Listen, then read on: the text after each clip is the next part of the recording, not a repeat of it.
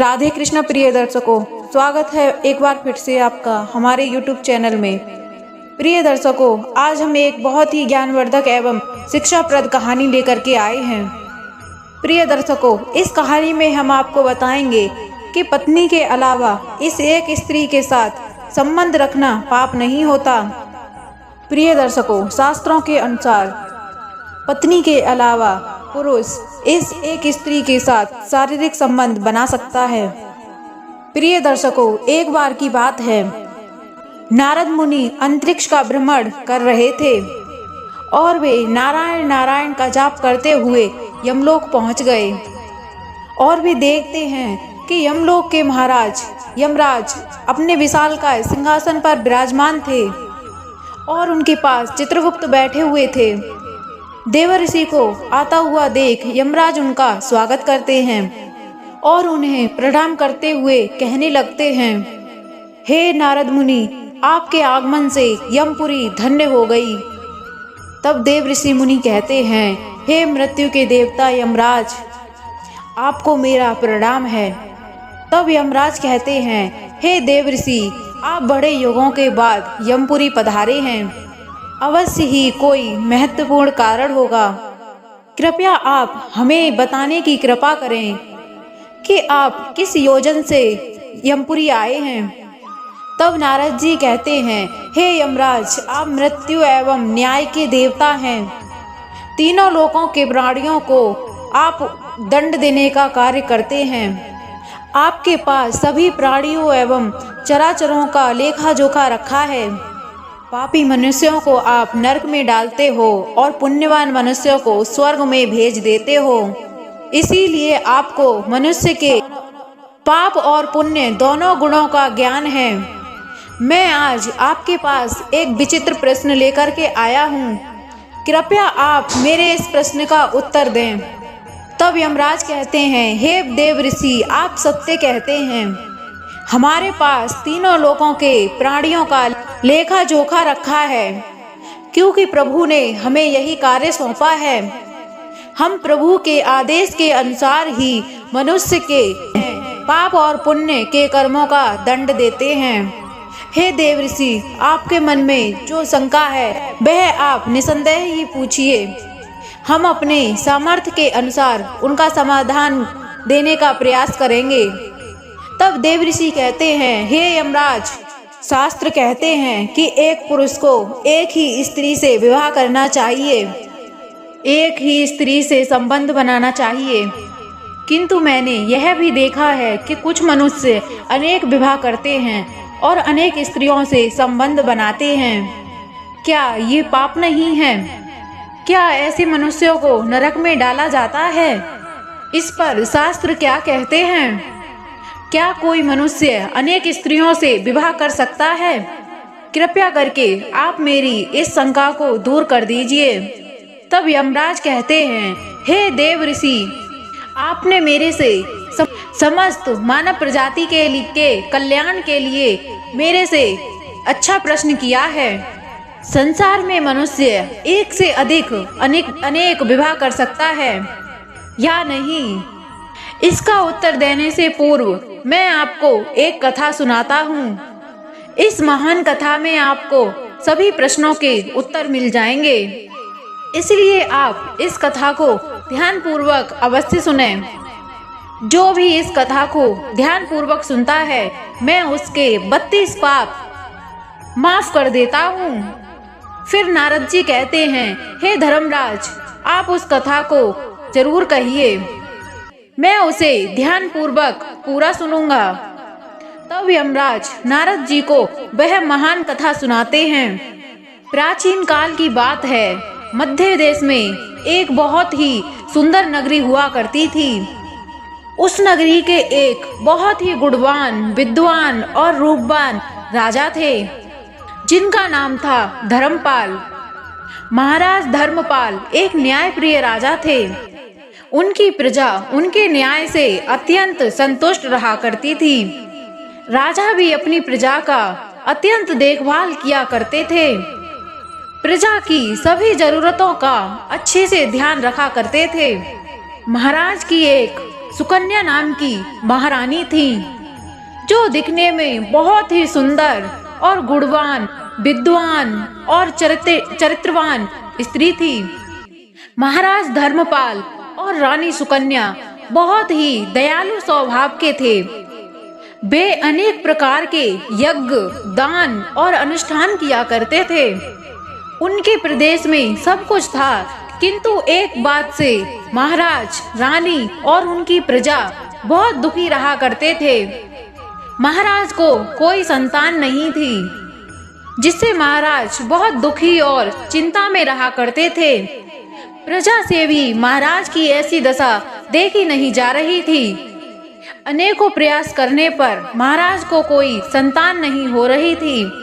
महाराज ने अनेक वैद्य बुलाए, अनेक प्रकार के पुत्र प्राप्ति के उपाय किए, दान धर्म किया, बहुत से व्रत किए, किंतु उन्हें किसी भी उपाय से संतुष्टि नहीं मिली। फिर एक दिन प्रजाजन महाराज के पास आते हैं और कहते हैं, हे महाराज, आप पुत्र प्राप्ति के लिए दूसरा विवाह करें। किंतु महाराज अपनी प्रजा की बात से सहमत नहीं होते हैं। महाराज रानी सुकन्या से अत्यधिक प्रेम करते थे, इसीलिए वे अपनी महारानी का दिल नहीं दुखाना चाहते थे। तथा महाराज शास्त्रों का भी ज्ञान रखते थे कि एक पुरुष को एक ही स्त्री के प्रति निष्ठ रहना चाहिए। एक पत्नी के होते हुए कभी भी किसी दूसरी स्त्री के पास नहीं जाना चाहिए। जिस प्रकार से एक मादा पशु के साथ दो नर पशु नहीं रह सकते, ठीक उसी प्रकार एक पुरुष के पास दो स्त्रियां कभी सुखी नहीं रह सकती। जो पुरुष एक स्त्री के होते हुए भी दूसरी स्त्री से संबंध रखता है, वह घोर पाप करता है और नरक में ही गिरता है। इसी कारण से महाराज दूसरा विवाह नहीं करना चाहते थे। फिर प्रजाजन महारानी के पास जाकर आग्रह करते हैं कि वे महाराज को दूसरा विवाह करने के लिए मनाएं। तब महारानी सुकन्या भी प्रजा का दुख समझती हैं और महाराज के पास आकर कहती हैं कि हे स्वामी, आप दूसरा विवाह कर लीजिए। हमारी प्रजा को भविष्य में एक राजा की आवश्यकता पड़ सकती है। फिर महाराज महारानी को भी मना करते हैं और कहते हैं, यदि मैं कोई और दूसरा विवाह करूंगा तो मैं पाप का भागीदार बन जाऊंगा और मुझे नरक में ही जाना पड़ेगा। और तुम बताओ, क्या तुम मेरे दूसरे विवाह से खुश रह पाओगी? तभी महारानी कहती हैं, हे स्वामी, आपकी खुशी में ही मेरी खुशी है। मैं अपनी सौतन को बहन मानकर उसको बहुत प्रेम दूंगी। कृपया आप संकोच ना करें, मुझे क्षण मात्र भी दुख नहीं होगा। मैं आपको विवाह के लिए सहमति देती हूँ। तब महाराज कहते हैं, किंतु देवी, मुझे उस पाप से कौन बचाएगा जो एक स्त्री के होने पर भी किसी अन्य स्त्री से संबंध रखने पर पाप मिलता है। इस पाप से कोई मुक्ति नहीं है। मैं ऐसा घोर अनर्थ नहीं करना चाहता। उधर स्वर्गलोक से महाराज के सभी पूर्वज इस घटनाक्रम को देख रहे थे। वे अपने पुत्र के इस तरह के व्यवहार से बहुत दुखी हो जाते हैं और सोचते हैं, यदि महाराज का पुत्र नहीं होगा तो कुल का विनाश हो जाएगा। इसी भय से सभी पूर्वज बहुत दुखी हो जाते हैं। फिर एक दिन सभी पूर्वज महाराज के स्वप्न में आकर महाराज को दर्शन देते हैं और कहते हैं, हे पुत्र, तुम्हारे कारण हमारी दुर्गति हो रही है, हमारे कुल का विनाश हो रहा है। तब महाराज अपने पूर्वजों से कहते हैं, हे महात्माओं, मैंने ऐसा क्या पाप किया है जो आप सभी इतने दुखी हुए हैं? आपकी आत्मा की शांति के लिए मैंने जो भी उपाय हो मैं वो सभी करूँगा। तभी वे सभी पूर्वज कहते हैं कि हे पुत्र, हमारी मुक्ति का सिर्फ एक ही उपाय है और वह है तुम्हारी संतान। यदि तुम पुत्र को जन्म नहीं दोगे तो तुम्हारे साथ साथ हमें भी नरक में जाना पड़ेगा। हमारा संपूर्ण कुल और वंश नष्ट हो जाएगा। इसीलिए हे पुत्र, हम तुमसे विनती करते हैं कि तुम दूसरा विवाह कर लो। पुत्र के बिना मनुष्य को सद्गति प्राप्त नहीं होती। पुत्र ही अपने माता पिता का उद्धार करता है, उन्हें मोक्ष दिलाता है। जब वह श्राद्ध करता है तब हमारे पाप नष्ट हो जाते हैं। जब वह पृथ्वी लोक पर दान धर्म करता है तब हमें स्वर्ग में भोजन की प्राप्ति होती है। इसीलिए हे पुत्र, तुम शीघ्र ही पुत्र की प्राप्ति के लिए कोई उपाय करो। अपने पितरों की बात सुनकर भी महाराज दूसरा विवाह करने के लिए तैयार नहीं होते हैं। फिर सभी पितृगण दुखी होकर यमराज के पास जाते हैं और उनसे विनती करते हुए कहते हैं, हे धर्मराज, हमारे कुल की रक्षा कीजिए। हमारे पुत्र की कोई संतान नहीं है और संतान के बिना हमारा कुल नष्ट हो जाएगा। कृपया करके आप हमारे पुत्र को दूसरा विवाह करने की आज्ञा दें। फिर यमराज कहते हैं, हे महात्माओं, मैं अवश्य ही तुम्हारे पुत्र को समझाऊंगा और उसे पुत्र प्राप्त करने के लिए प्रेरित करूंगा। ऐसा कहकर यमराज पृथ्वी लोक पर आते हैं और एक साधु का रूप धर करके महाराज धर्मपाल के यहाँ दरबार में जाते हैं। उन साधु को देखकर महाराज धर्मपाल अत्यंत प्रसन्न होते हैं और उनका आदर सत्कार करते हैं। फिर उनसे पूछते हैं, हे महात्मा, आप कौन हैं और किस प्रयोजन से आप हमारे इस प्रदेश में पधारे हैं? आपके मुखमंडल का तेज देखकर यह प्रतीत होता है कि आप अवश्य ही कोई बड़े तपस्वी हैं। वह महात्मा उस धर्मपाल राजा से कहते हैं, हे वत्स, मैं स्वयं यमराज हूँ। मैं तुम्हारे पूर्वजों के प्रार्थना करने पर ही तुमसे मिलने आया हूँ।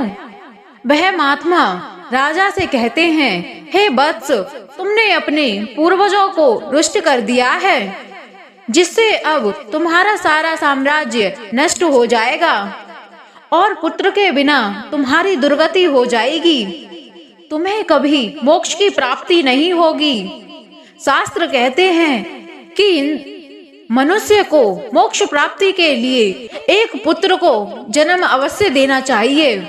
फिर धर्मराज कहते हैं, हे महाराज, मैं विवश हूँ। मैं दूसरा विवाह करके पाप का भागीदार नहीं बनना चाहता हूँ। इससे अच्छा है मैं पुत्रहीन होकर ऐसे ही जीवन व्यतीत करूं। तब यमराज कहते हैं, हे वत्स, तुम्हारे न्यायप्रिय आचरण को देखकर और अपनी पत्नी के प्रति प्रेम को देखकर मैं अत्यंत प्रसन्न हुआ हूँ। किंतु धर्मपाल, एक मनुष्य दूसरा विवाह अवश्य कर सकता है, इसमें कोई पाप नहीं है। यदि उस पुरुष की पत्नी दूसरे विवाह के लिए सहमति देती है तो वह पुरुष दूसरा विवाह निश्चित ही कर सकता है। इसमें कोई पाप नहीं है। शास्त्र कहते हैं, यदि एक पत्नी से पुत्र की प्राप्ति नहीं होती है और उसकी पत्नी उसे दूसरा विवाह करने की अनुमति देती है तो उसे दूसरा विवाह करने में संकोच नहीं करना चाहिए। साक्षात धर्मराज के ऐसे वचन सुनकर महाराज अति प्रसन्न हो जाते हैं और यमराज को धन्यवाद देते हैं।